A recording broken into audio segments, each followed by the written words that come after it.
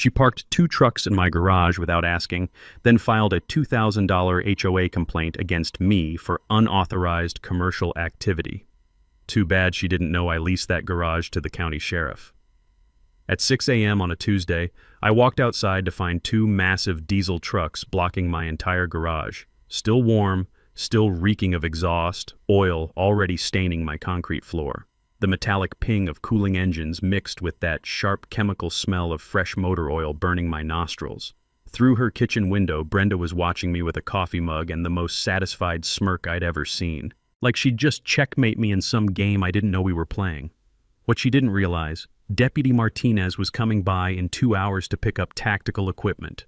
And that HOA violation notice she'd already prepared, it was about to become evidence in her own harassment case. The woman had just declared war on someone who documents everything and rents property to law enforcement. What would you do if someone stole your garage then tried to fine you for it? Drop your wildest neighbor's story below. My name's Dale, and at 52, I've learned that most problems have simple solutions. 28 years, fixing engines at the Ford dealership taught me patience, precision, and how to spot trouble before it ruins your day. But nothing prepared me for Brenda. I inherited this corner lot ranch house in Millfield, Texas when my wife Sarah passed 3 years ago. Cancer took her fast, and the medical bills took everything else. Now it's just me, my German Shepherd Rex, and a property that's worth more than I can afford to keep. The salvation came from an unexpected source. The county sheriff's department needed secure storage space, and my detached 3-car garage was perfect. $400 a month doesn't sound like much, but when you're living on disability and a thin pension, it's the difference between keeping your home and joining the foreclosure statistics.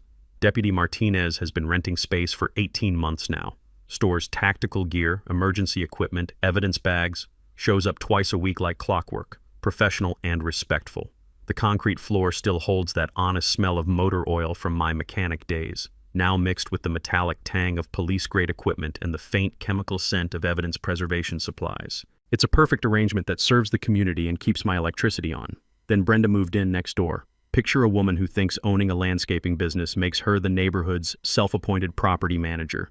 She arrived 6 months ago with husband Chuck, an oil rig worker smart enough to travel for work 11 months out of the year. Within 1 week, she joined the HOA board and started her campaign to enhance property values, which translates to make everyone miserable until they comply with my vision. She drives 2 massive trucks, a company vehicle loaded with commercial mowers and mulch spreaders, and a personal pickup that could haul a small building. Both are too big for her driveway, but instead of renting proper commercial storage, she decided my property looked more convenient. The warning signs started with her backyard barbecue 2 months ago. I'm talking a full production.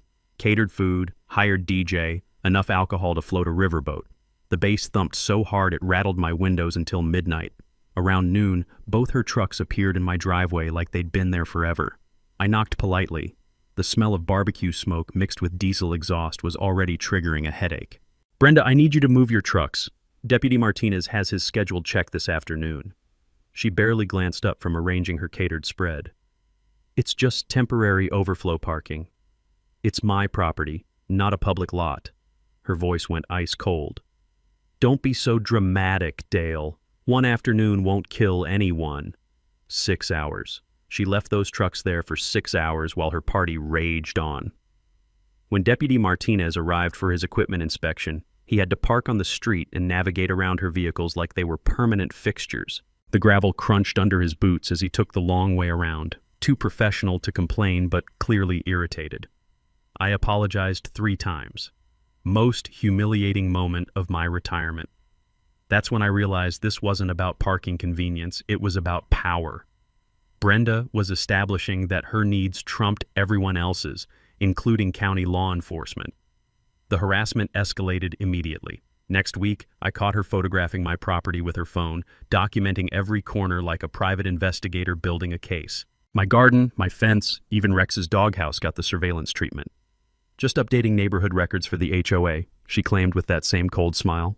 Then came the violation notice, printed on cheap copy paper that crackled like autumn leaves. Unapproved commercial activity detected. Cease unauthorized business operations within 30 days or face $2,000 fine. She was targeting my lifeline. Standing there with that notice in my hands, watching her smirk through her kitchen window, the strategy became crystal clear. This wasn't random neighbor drama. This was economic warfare. Brenda had researched my situation, identified my vulnerability, and launched a systematic campaign to destroy my income and force me to sell.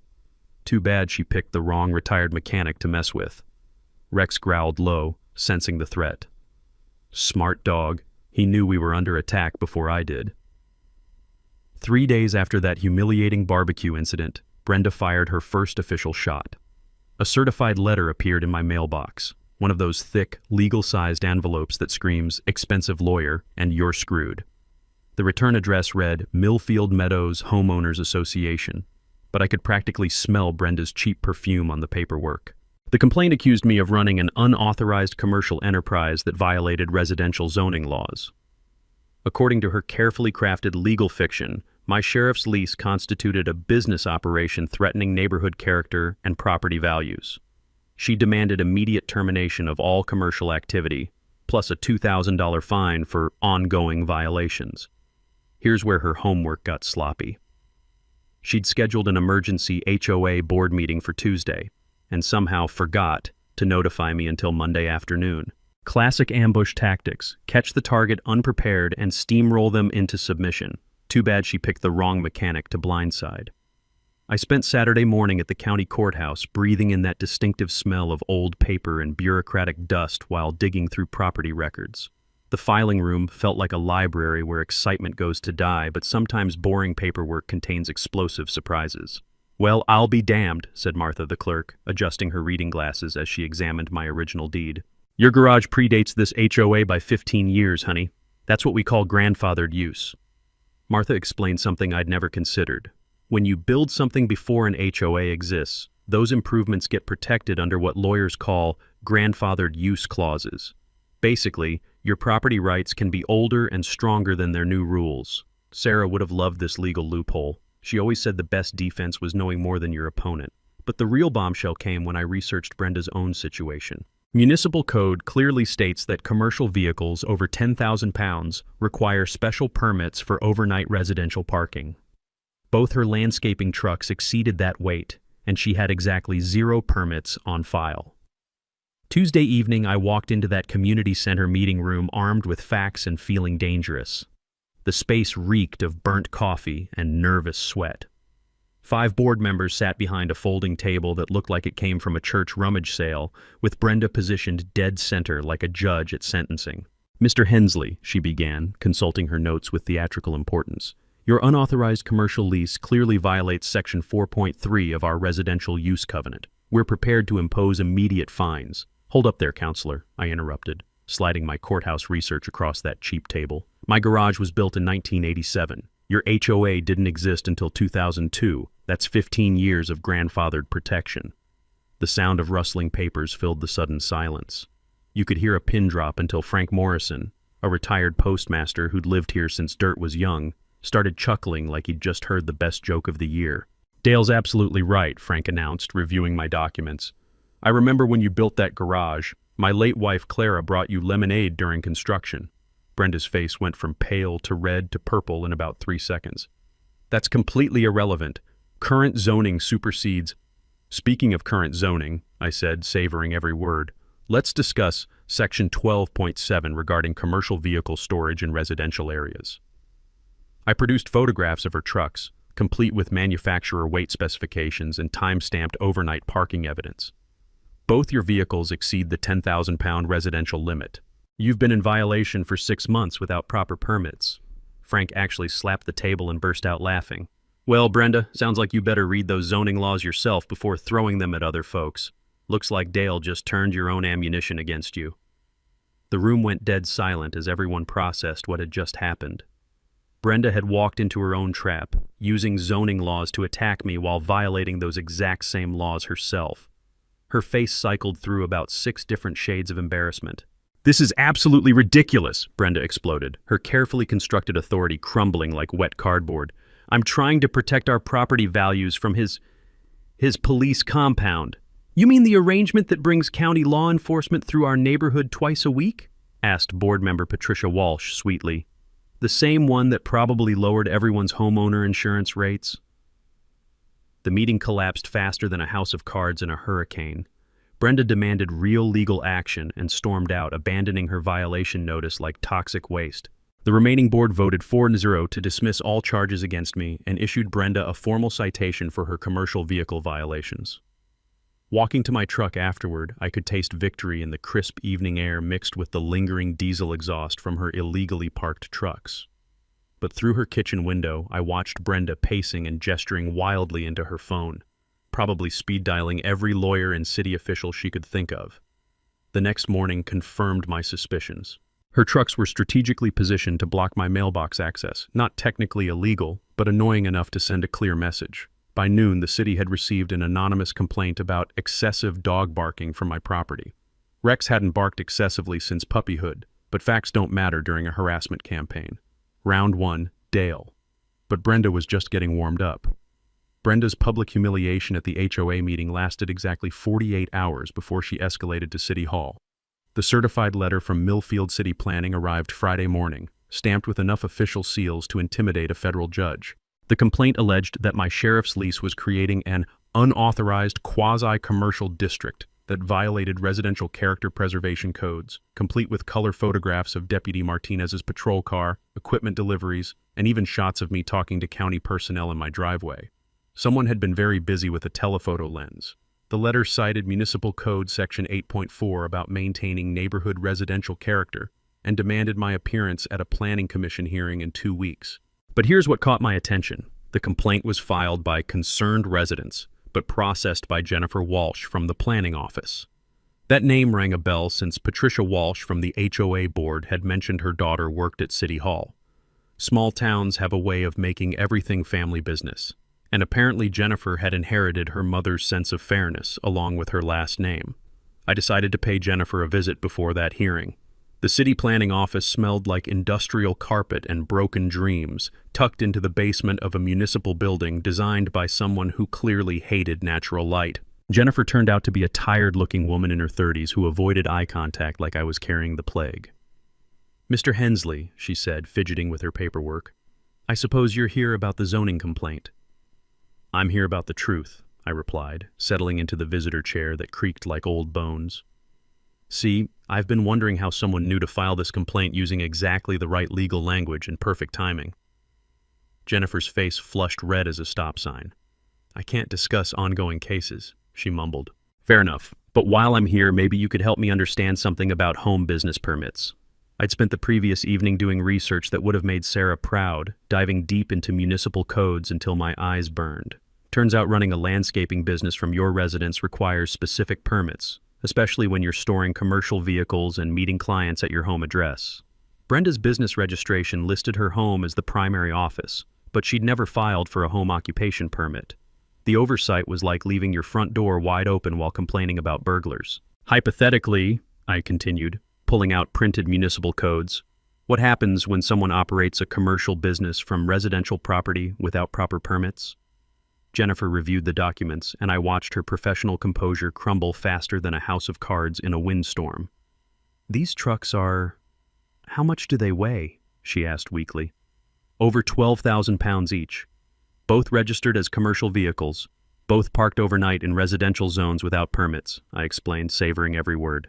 The irony was beautiful. Brenda was using residential character preservation laws to attack me while violating those exact same laws herself. "There's something else," I said, producing photographs from her barbecue party showing client consultations happening at her residence. Landscaping estimates, design meetings, payment collections, all commercial activity in a residential zone. Jennifer stared at the evidence like it might explode. "Mr. Hensley, this puts me in a difficult position.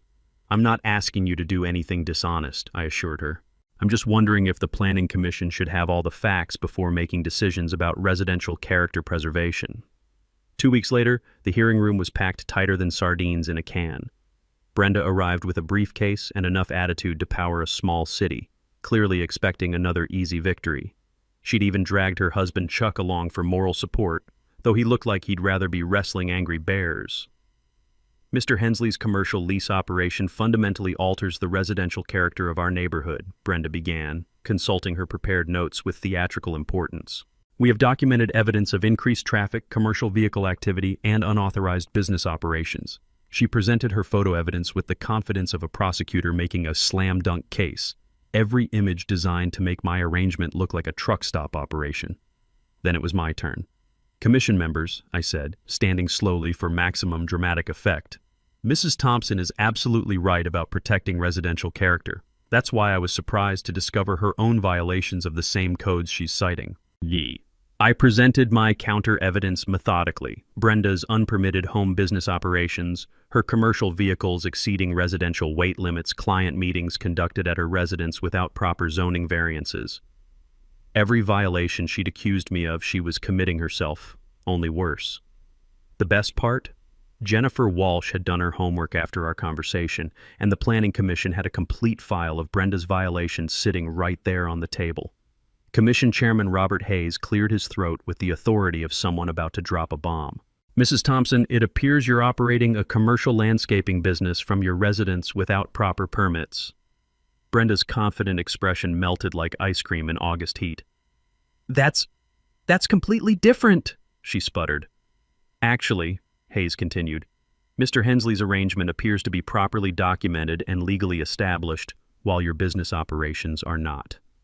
The commission voted 5-0 to dismiss the complaint against me and issued violation notices to Brenda for unpermitted commercial operations.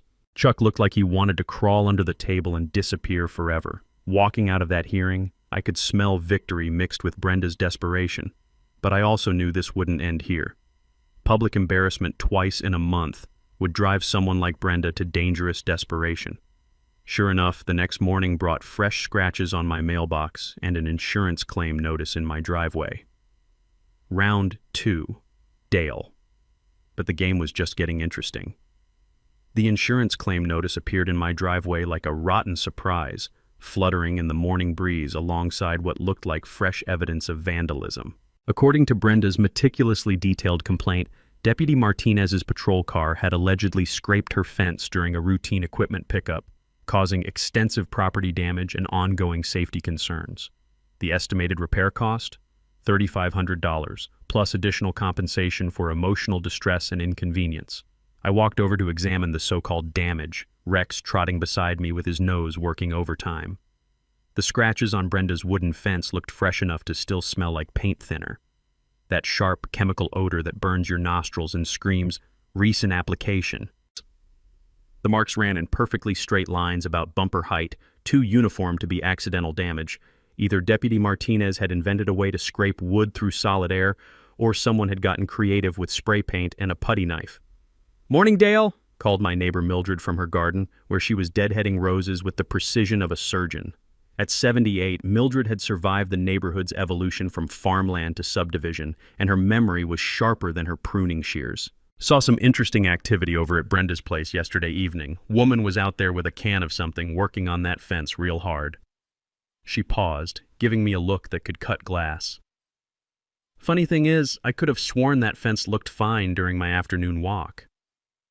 Mildred's Ring doorbell system was the neighborhood's unofficial security network, documenting everything from package deliveries to Brenda's escalating harassment campaign. "You might want to check the timestamp on my video from around 6:30 last night," she suggested with the subtle cunning of someone who'd learned that evidence beats accusations every time. I contacted my insurance company immediately, speaking with investigator Carl Thompson, who'd been handling fraudulent claims longer than I'd been fixing engines. Carl had that weary tone of someone who'd seen every scam in the book twice. "Mr. Hensley, we get about 6 fabricated damage claims every month. Most people aren't smart enough to stage them properly, which makes our job easier." He explained that insurance fraud investigations follow specific patterns: timeline analysis, damage assessment, witness interviews, and most importantly, video evidence review. When people try to scam insurance companies, they usually forget about security cameras until it's too late. "What makes this one suspicious?" I asked, though I already suspected the answer. "Well, for starters, the complainant filed within 12 hours of the alleged incident, with professional quality photographs and a repair estimate from a contractor who happens to share her business address. That's either remarkable efficiency or remarkable preparation." Carl arrived the next morning with measurement tools and a camera that could probably photograph fingerprints on raindrops. The fence damage told its own story under professional scrutiny. Scratches too uniform, too fresh, and applied from the wrong angle to match any vehicle impact pattern. These marks were made by hand tools, probably a putty knife or scraper, he explained, pointing out subtle differences in depth and direction. Vehicle damage creates irregular patterns from impact forces and momentum. This looks like someone used a ruler for guidance. The Ring doorbell footage was the knockout punch Brenda never saw coming. Mildred's camera had captured her working on the fence at 6:47 p.m. the previous evening, carefully applying gray spray paint in measured horizontal lines. The video quality was clear enough to read the Rust-Oleum label on the paint can, and the timestamp proved the damage occurred more than 12 hours after Deputy Martinez's last visit to my property. You could even hear Brenda muttering to herself as she worked, probably rehearsing her victim's story. When Carl confronted Brenda with the evidence, the transformation was spectacular. She went from confident complainant to panicked defendant faster than a muscle car hitting a brick wall. "Mrs. Thompson," Carl said with the patience of someone delivering bad news professionally, "insurance fraud is a felony carrying serious penalties, including potential jail time and permanent criminal records." The color drained from Brenda's face like someone had pulled a plug. "This is all a misunderstanding," she stammered, suddenly unable to maintain eye contact with anyone. "I was just touching up some existing damage." "The video shows you creating damage, not repairing it," Carl replied, consulting his notes like a prosecutor reading charges. "You have 24 hours to withdraw this claim voluntarily, or we'll be filing criminal charges with the county prosecutor's office." Brenda withdrew the claim before lunch, but her reputation was permanently damaged. Word travels faster than gossip in small towns, and by evening, everyone knew about her failed insurance scam. The incident finally pushed Chuck over the edge. That night, I overheard him through their open kitchen window, his voice carrying the exhausted frustration of a man who'd reached his breaking point. "Brenda, this has got to stop. Insurance fraud? Really? I'm not going to prison because you can't handle losing an argument." Their marriage was cracking under the pressure of her obsession, and Chuck was smart enough to start planning his exit strategy. But cornered animals are the most dangerous. The next morning brought anonymous complaints to animal control about Rex's aggressive behavior, plus a mysterious inspection notice from the health department about unsanitary property conditions. Brenda was running out of official channels, which meant she'd probably start getting creative soon. Round 3, Dale. But I had a feeling the real war was just beginning. The county tax reassessment notice arrived on a Tuesday that started normal and ended with my world tilted sideways. Millfield County was conducting routine property value updates. Bureaucratic speak for "we need more money and you're going to provide it." My modest ranch house had apparently increased in value by 40% over the past 3 years, which meant my property taxes were about to jump from manageable to catastrophic. I spread the paperwork across my kitchen table, that familiar sinking feeling settling in my stomach like bad coffee. The new assessment put my annual tax bill at nearly $6,000. Double what I'd been paying. With my disability pension and small Social Security payments, there was no way to cover that increase without the sheriff's lease income. Hell, even with that $400 monthly, I'd be cutting things dangerously close. That's when I realized why this reassessment felt suspicious. The timing was too convenient, coming right after Brenda's public failures with the HOA and city planning. Property tax assessments usually happen countywide, but this notice specifically targeted my address and 3 others on our street. All longtime residents, all living on fixed incomes, all coincidentally dealing with recent HOA complaints. I drove to the county assessor's office the next morning, hoping to find answers in a building that smelled like old carpet and broken dreams. The clerk, a harried woman named Janet, pulled up my property records with the efficiency of someone who'd answered these questions too many times. "Your assessment was flagged for review based on a complaint about unauthorized commercial improvements," she explained, highlighting sections of the report. "Someone reported that you'd converted residential space for business use without proper permits." The complaint had been filed anonymously, but the description was suspiciously detailed, mentioning the sheriff's lease, equipment storage, and alleged property modifications that didn't exist. Someone had done their homework before trying to weaponize the tax system against me. "Janet," I said, keeping my voice calm despite the anger building in my chest, "that garage was built in 1987. Nothing's been modified or converted. It's the same structure that's been there for decades." She frowned at her computer screen. "The complaint suggests recent commercial improvements and increased property utilization. Our assessor based the new valuation on those reported changes. The system was working exactly as designed. Anonymous complaints triggered reassessments, which increased tax burdens, which forced people out of their homes. It was elegant in its cruelty. But then Janet said something that changed everything. You know, this complaint came through unusual channels. Most reassessment requests come from real estate agents or developers looking to establish market values. This one came directly from a city planning office referral. City planning office. Jennifer Walsh, who'd been feeling guilty about helping Brenda with the zoning complaint. I drove straight to City Hall where Jennifer was waiting with the expression of someone who'd been carrying a heavy secret.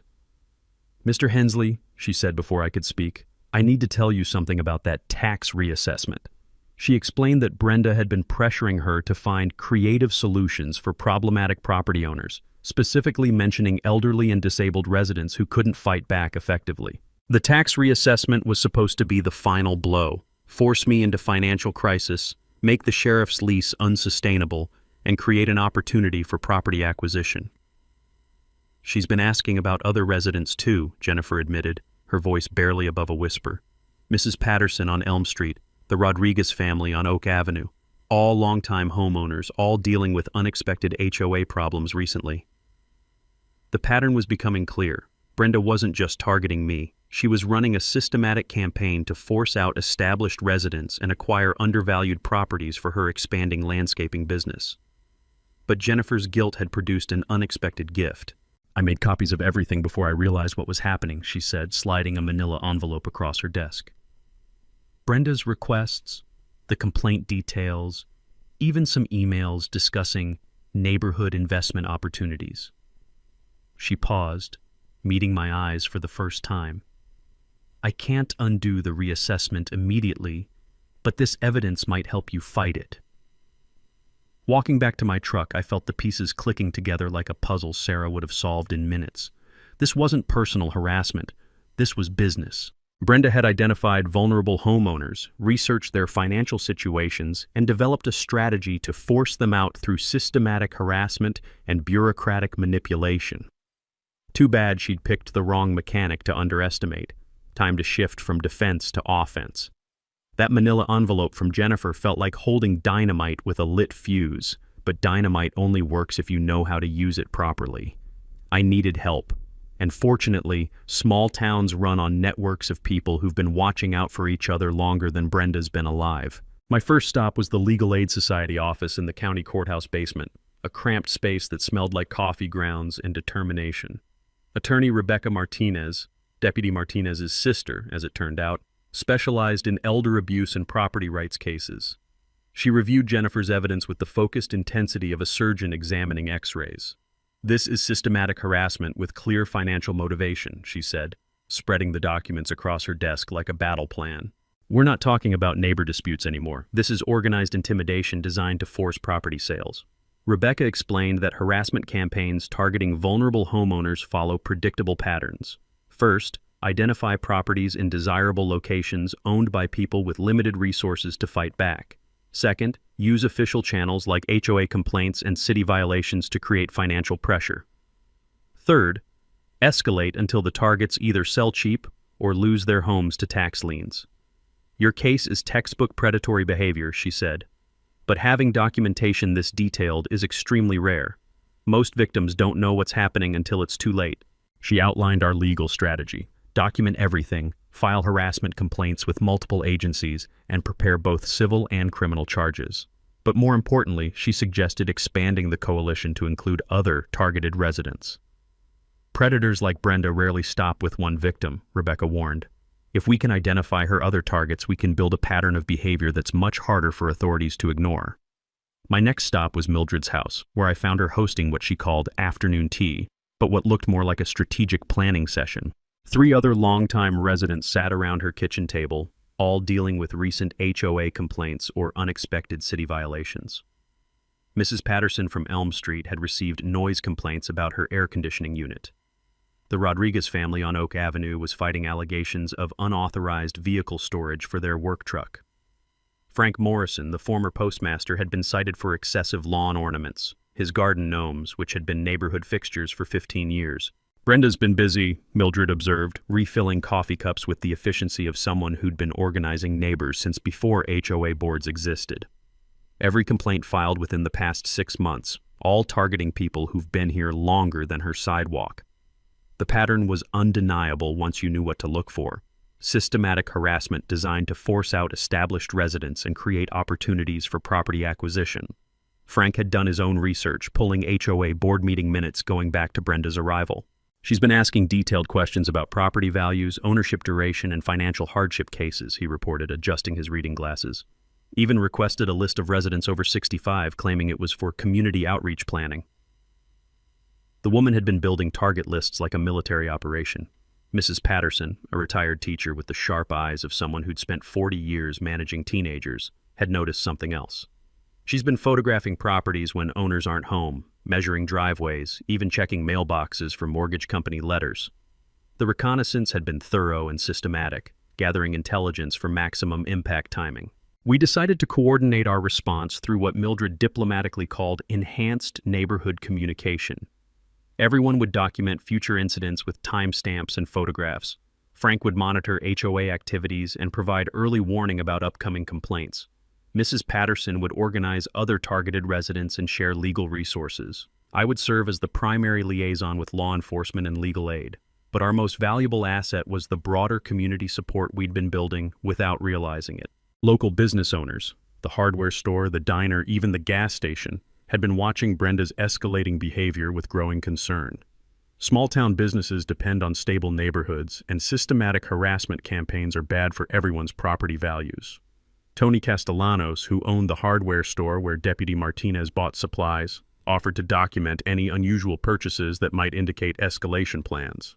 Woman came in last week asking about security cameras and motion sensors, he reported. Said she needed to monitor property boundary violations. Didn't feel right, so I told her we were out of stock. The diner owner, Maria Santos, had overheard Brenda's phone conversations during lunch meetings with contractors and real estate agents. She's been discussing development opportunities and neighborhood improvements that sound more like property flipping schemes, Maria reported, even mentioned specific addresses and asking prices. By evening, we'd assembled what Rebecca called the most comprehensive harassment documentation she'd ever seen. Video evidence, witness statements, financial records, and most importantly, evidence of Brenda's systematic targeting of vulnerable residents. We had enough material to file complaints with the county sheriff, the district attorney's office, the State Real Estate Commission, and the Federal Housing Authority. But documentation only works if you're prepared to use it strategically.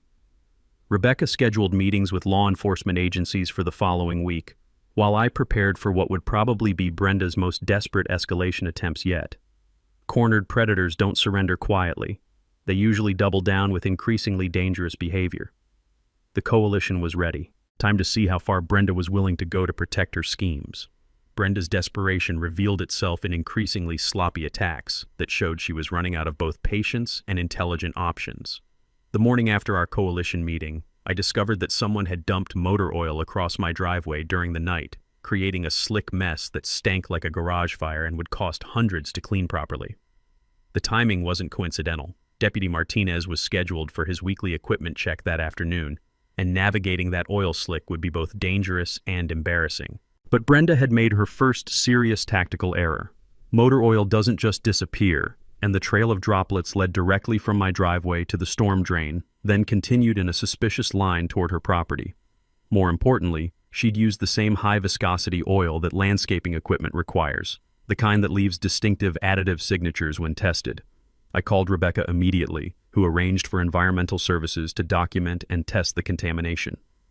Illegal dumping of petroleum products carries serious environmental penalties, especially when it threatens municipal water systems. The attacks escalated throughout the week with amateur hour sabotage that would have been laughable if it wasn't so malicious.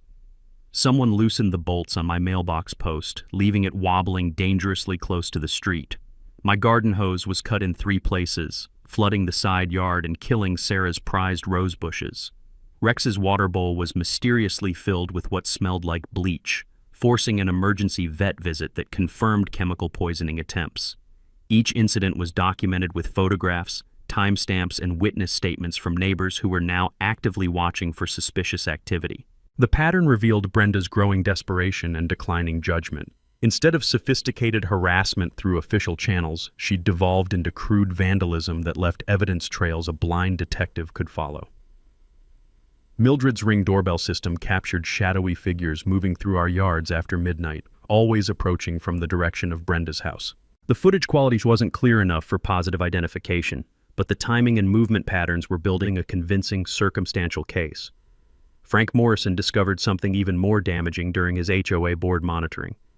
Brenda's been using board letterhead to file false complaints with multiple city departments, he reported during our evening strategy session. Noise violations, health code infractions, even allegations of illegal dumping, all targeting the same longtime residents we identified. She was essentially impersonating official HOA business to weaponize city bureaucracy against her targets. That level of fraud elevated her harassment campaign into serious criminal territory. The breakthrough came when Mrs. Patterson's security system captured Brenda in the act of damaging property. The retired teacher had installed motion-activated cameras after her air conditioning unit was vandalized, and Tuesday night's footage showed Brenda clearly attempting to disconnect electrical connections to the outdoor unit. The video quality was courtroom-ready, with timestamps, clear facial identification, and documentation of criminal trespass and attempted destruction of property. But Brenda's most serious error was interfering with emergency services. Thursday morning brought a house fire 3 blocks away. Mrs. Morgan's kitchen caught fire during breakfast preparation, filling her home with dangerous smoke. When the fire department responded, they found their usual equipment access blocked by strategically placed construction barriers that hadn't been there the previous day. The barriers forced firefighters to drag hoses an additional 100 yards, delaying their response by precious minutes while an elderly woman's life hung in the balance. Fire Chief William Torres was furious when he discovered the barriers had been placed without city permits or notification to emergency services. Someone deliberately obstructed emergency access during an active fire response, he announced at an emergency city council meeting. This isn't vandalism or harassment. This is criminal endangerment that could have killed someone. The barriers had been purchased from Brenda's regular supplier and delivered to locations that would specifically impact emergency response to the targeted neighborhood. The interference with emergency services was the final straw that pushed our situation from civil dispute into criminal investigation territory. Sheriff's Deputy Martinez filed a formal report with the county prosecutor's office, documenting the pattern of escalating harassment, property destruction, and public safety interference. This has moved beyond neighbor disputes, he explained during his official statement. We're looking at organized criminal activity designed to force property sales through intimidation and sabotage. Local newspaper reporter Sarah Kim began investigating after Chief Torres's public statements about emergency access interference. Her preliminary article, Systematic Harassment Campaign Targets Elderly Residents, brought regional attention to Brenda's activities and prompted calls from other communities dealing with similar predatory behavior. The story was gaining momentum that would be impossible for Brenda to control or contain. By Friday evening, Brenda's landscaping business was hemorrhaging clients as word spread about her criminal activities. Chuck's truck was conspicuously absent from their driveway most nights, and neighbors reported hearing heated arguments about lawyers, divorce proceedings, and bankruptcy possibilities. The pressure was finally breaking apart her life the same way she'd tried to destroy ours. But cornered predators become most dangerous when they realize their schemes are collapsing.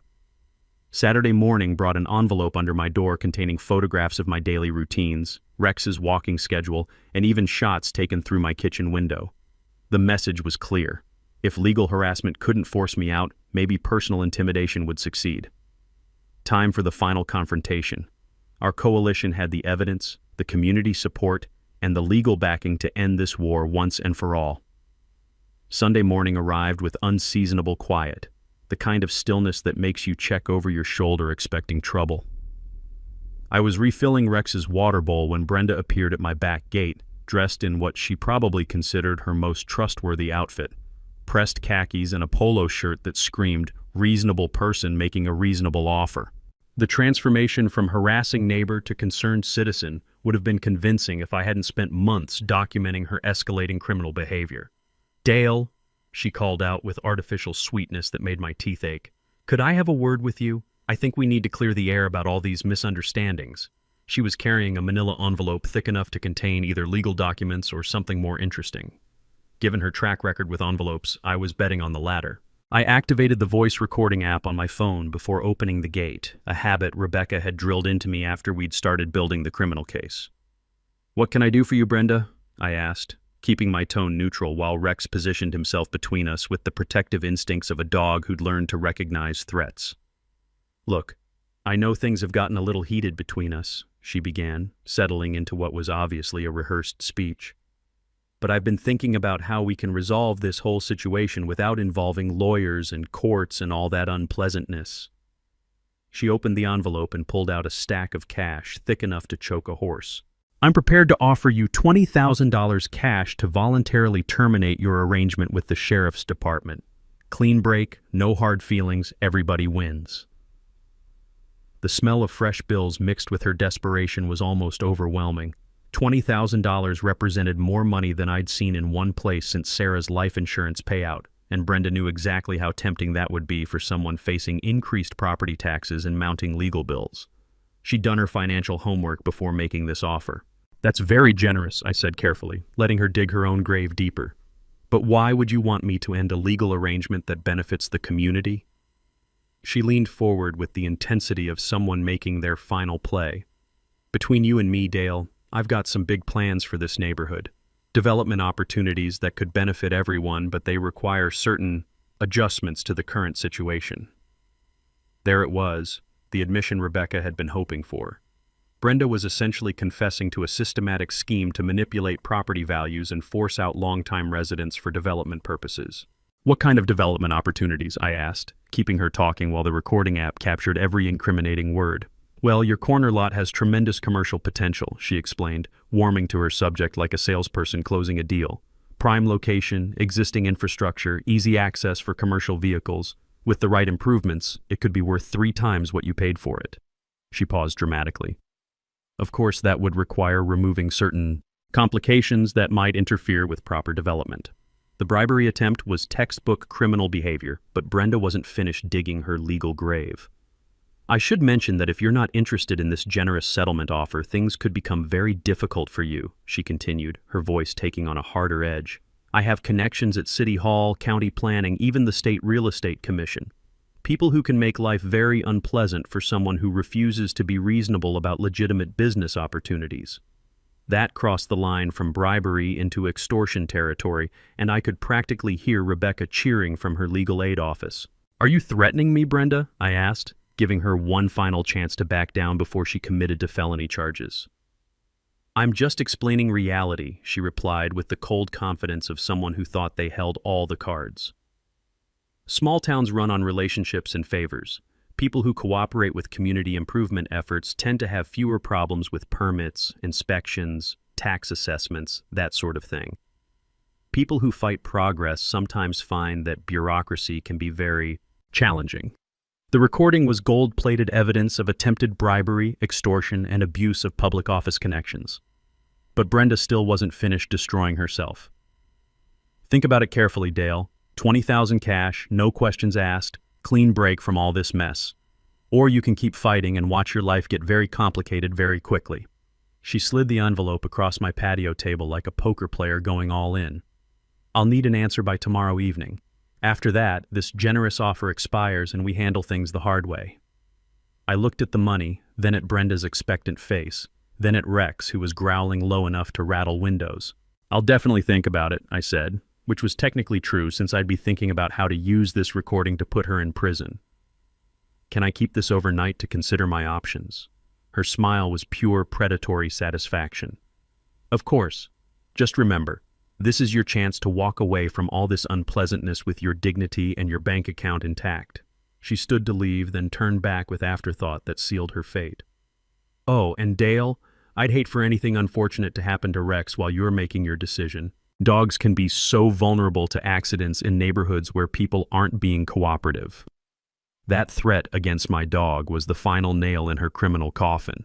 Rex wasn't just property to threaten, he was family. And threatening family meant Brenda had just declared total war against someone with the evidence, community support, and legal backing to destroy her completely. Tomorrow's town council meeting was going to be very interesting. The town council chambers had never seen a crowd like Tuesday evening's turnout. Every seat was filled, with standing room only along the walls and people spilling into the hallway like it was a championship game instead of a municipal meeting. Word had spread through Millfield's networks faster than gossip at a church social. The showdown between Dale and Brenda was finally happening, and nobody wanted to miss the fireworks. I arrived early, carrying a briefcase stuffed with evidence that felt heavier than a mechanic's toolbox. Rebecca sat beside me, projecting the quiet confidence of a lawyer who'd spent the weekend preparing for legal battle. Behind us, our coalition had assembled like an army. Mildred with her tablet full of security footage, Frank with his stack of HOA documents, Mrs. Patterson with her teacher's eye for detail, and a dozen other neighbors who'd suffered under Brenda's harassment campaign. The local news crew from Channel 7 had set up cameras after Sarah Kim's newspaper investigation went viral, bringing regional attention to what she'd dubbed the Millfield harassment scandal. Reporter Jennifer Walsh, no relation to the city planning Jennifer, was interviewing residents about systematic intimidation tactics targeting elderly homeowners. The story had legs, and everyone knew tonight would determine whether justice prevailed or money won. Brenda arrived fashionably late with an expensive lawyer who probably charged more per hour than I made in a month. She'd dressed for court, conservative suit, minimal jewelry, hair pulled back in what image consultants call trustworthy professional. But her eyes held the desperate intensity of someone whose entire scheme was about to collapse in public. Mayor Patricia Rodriguez called the meeting to order with the gravity of someone who understood that tonight's proceedings would define her administration's legacy. "We're here to address allegations of systematic harassment targeting longtime residents," she announced, her voice carrying over the packed room. "This is serious business that affects our entire community's character and safety." Sheriff's Deputy Martinez took the podium first, reading from an official report that detailed months of escalating criminal activity. "We have documented evidence of property destruction, environmental crimes, interference with emergency services, and attempted extortion," he stated with professional precision. "This investigation has revealed an organized campaign designed to force property sales through illegal intimidation." Then it was my turn. I stood slowly, feeling the weight of every eye in that room, and pulled out my phone. "Ladies and gentlemen, I'd like you to hear something recorded yesterday morning in my backyard." The audio quality was crystal clear as Brenda's voice filled the chamber, offering $20,000 to terminate my sheriff's lease, threatening bureaucratic retaliation, and finally promising that things could become very difficult if I refused her generous offer. The room went dead silent except for the soft whir of news cameras recording every word. You could hear people's breath catching as Brenda's recorded voice detailed her development schemes, her connections at City Hall, and her plans to make life very challenging for uncooperative residents. But the gasp that echoed through the chamber came when her voice threatened Rex. Dogs can be so vulnerable to accidents in neighborhoods where people aren't being cooperative. Brenda's expensive lawyer was frantically scribbling notes and whispering urgent advice, but the damage was irreversible. You can't spin away your own voice making criminal threats on high-quality audio recording. Fire Chief Torres took the podium next, his voice shaking with controlled anger as he described blocked emergency access during Mrs. Morgan's house fire. "Someone deliberately obstructed life-saving equipment during an active emergency response," he announced. "Mrs. Morgan could have died because of those barriers, and we have evidence linking their placement to this harassment campaign." The mayor asked Brenda if she wanted to respond to the allegations. Her lawyer advised against speaking, but Brenda's ego couldn't resist one final attempt at controlling the narrative. She approached the microphone with the confidence of someone who still believed money and connections could overcome evidence and community outrage. "This is all a gross misunderstanding blown out of proportion by people who resist positive change," she began, her voice carrying the condescending tone that had infuriated neighbors for months. "I've been trying to enhance property values and improve our community's character through legitimate business development opportunities." That's when Frank Morrison stood up in the back of the room, his postmaster's voice cutting through her prepared speech like a blade. "Brenda, we've got your HOA meeting minutes where you called longtime residents obstacles to progress and discussed accelerating turnover through strategic pressure. We've got your contractor receipts for those emergency access barriers. We've got video of you vandalizing property and contaminating storm drains." His voice rose with righteous anger. "You tried to destroy our community for profit, and everybody in this room knows it." The crowd erupted in applause that lasted nearly 2 minutes. When Mayor Rodriguez finally restored order, She announced that the city council was unanimously authorizing full cooperation with county prosecutors investigating criminal charges. "This behavior has no place in Millfield," she declared. "Our community protects its most vulnerable residents, not preys on them." County Prosecutor James Mitchell stepped forward with the authority of someone delivering justice. "Mrs. Thompson, you're under arrest for attempted extortion, environmental crimes, interference with emergency services, and conspiracy to commit fraud." As Deputy Martinez read her rights, Brenda's composure finally cracked completely. Her expensive lawyer was already discussing plea bargains while she was led away in handcuffs.